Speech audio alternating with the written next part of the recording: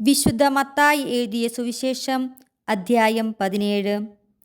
യേശു 6 ദിവസം കഴിഞ്ഞ് പത്രോസ്, യാക്കോബ്, അവൻ്റെ സഹോദരൻ യോഹന്നാൻ എന്നിവരെ മാത്രം കൂട്ടിക്കൊണ്ട് ഒരു ഉയർന്ന മലയിലേക്ക് പോയി. അവൻ അവരുടെ മുമ്പിൽ വെച്ച് രൂപാന്തരപ്പെട്ടു. അവൻ്റെ മുഖം സൂര്യനെപ്പോലെ വെട്ടിത്തിളങ്ങി. അവൻ്റെ വസ്ത്രം പ്രകാശം പോലെ ധവളമായി. മോശയും ഏലിയായും അവനോട് സംസാരിക്കുന്നതായി അവർ കണ്ടു.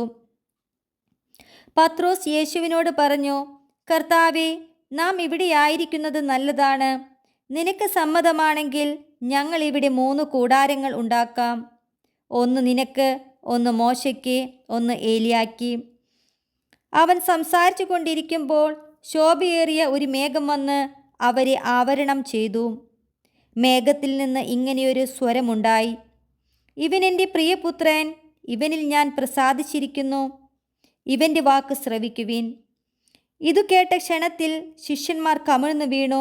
അവർ ഭയവിഹ്വലരായി. യേശു സമീപിച്ച് അവരെ സ്പർശിച്ചുകൊണ്ട് പറഞ്ഞു, എഴുന്നേൽക്കുവിൻ, ഭയപ്പെടേണ്ട. അവർ കണ്ണുകൾ ഉയർത്തി നോക്കിയപ്പോൾ യേശുവിനെ അല്ലാതെ മറ്റാരെയും കണ്ടില്ല. മലയിൽ നിന്ന് ഇറങ്ങുമ്പോൾ യേശു അവരോട് ആജ്ഞാപിച്ചു, മനുഷ്യപുത്രൻ മരിച്ചവരിൽ നിന്ന് ഉയർപ്പിക്കപ്പെടുന്നതുവരെ നിങ്ങൾ ഈ ദർശനത്തെപ്പറ്റി ആരോടും പറയരുത്.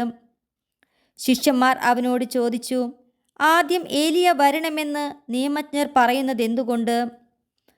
അവൻ പറഞ്ഞു, ഏലിയ വന്ന് എല്ലാം പുനഃസ്ഥാപിക്കുക തന്നെ ചെയ്യും. എന്നാൽ ഞാൻ നിങ്ങളോട് പറയുന്നു, ഏലിയ വന്നു കഴിഞ്ഞു. എങ്കിലും അവർ അവനെ മനസ്സിലാക്കിയില്ല. തങ്ങൾക്കിഷ്ടമുള്ളതെല്ലാം അവർ അവനോട് ചെയ്തു. അതുപോലെ മനുഷ്യപുത്രനും അവരിൽ നിന്ന് പീഡകൾ ഏൽക്കാൻ പോകുന്നു. സ്നാപക യോഹന്നാനെ പറ്റിയാണ് അവൻ തങ്ങളോട് സംസാരിച്ചതെന്ന് അപ്പോൾ ശിഷ്യന്മാർക്ക് മനസ്സിലായി.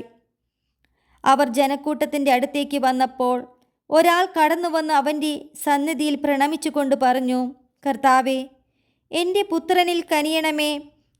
അവൻ അപസ്മാരം പിടിപെട്ട് വല്ലാതെ കഷ്ടപ്പെടുന്നു. പലപ്പോഴും അവൻ തീയിലും വെള്ളത്തിലും വീഴുന്നു.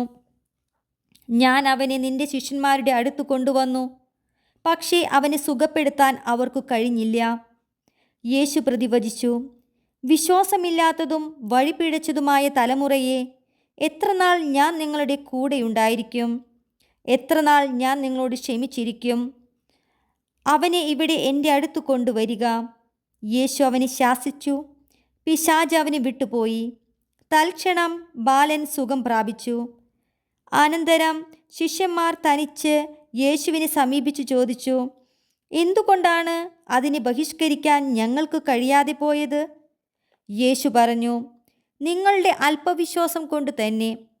സത്യമായി ഞാൻ നിങ്ങളോട് പറയുന്നു, നിങ്ങൾക്ക് കടുകുമണിയോളം വിശ്വാസമുണ്ടെങ്കിൽ ഈ മലയോട് ഇവിടെ നിന്ന് മാറി മറ്റൊരു സ്ഥലത്തേക്ക് പോവുക എന്ന് പറഞ്ഞാൽ അത് മാറിപ്പോകും.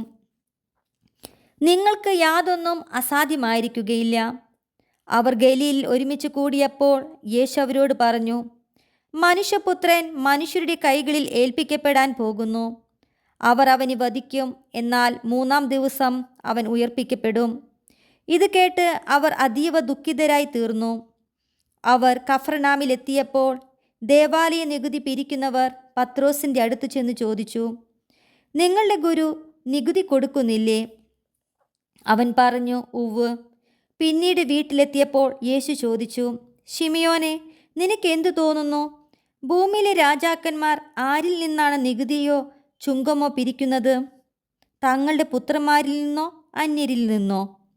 അന്യരിൽ നിന്ന്, പത്രോസ് മറുപടി പറഞ്ഞു. യേശു തുടർന്നു, അപ്പോൾ പുത്രന്മാർ സ്വതന്ത്രരാണല്ലോ. എങ്കിലും അവർക്ക് ഇടർച്ചയുണ്ടാകാതിരിക്കാൻ നീ കടലിൽ പോയി ചൂണ്ടയിടുക.